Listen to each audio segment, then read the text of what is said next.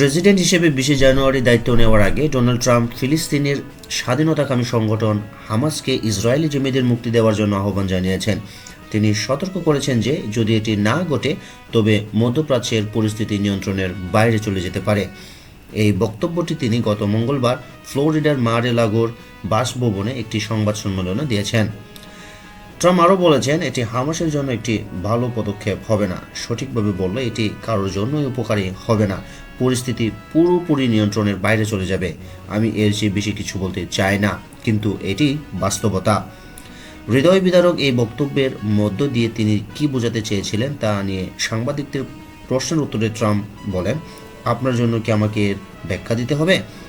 হামাসের পক্ষ থেকে ট্রাম্পের হুমকির প্রতিক্রিয়া জানানো হয়েছে। আলজেরিয়ার নির্বাসিত সংগঠনটির সিনিয়র নেতা উসামা হামদা বলেছেন, যুক্তরাষ্ট্রের প্রেসিডেন্টের ভাষা আরও মার্জিত ও কূটনীতিক হওয়া উচিত।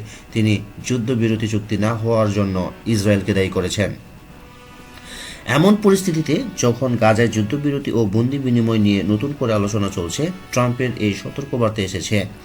বাইডেন প্রশাসন এই আলাপ আলোচনার নেতৃত্ব দিচ্ছেন এবং নতুন প্রেসিডেন্ট ট্রাম্পকে বিষয়টির অগ্রগতি সম্পর্কে নিয়মিত অবহিত করা হচ্ছে।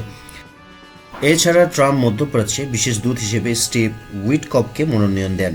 উইটকফ আশা প্রকাশ করেছেন যে ইসরায়েল এবং হামাসের মধ্যে যুদ্ধবিরতি ও বন্দি বিনিময়ের চুক্তির বিষয়ে অগ্রগতি হয়েছে। তিনি আরও বলেছেন, প্রেসিডেন্টের ভাবমূর্তি এই আলোচনায় গতিশীলতা আনবে। আশা করছি এটি কার্যকর হবে এবং আমরা অনেক জীবনের সুরক্ষা দিতে পারব।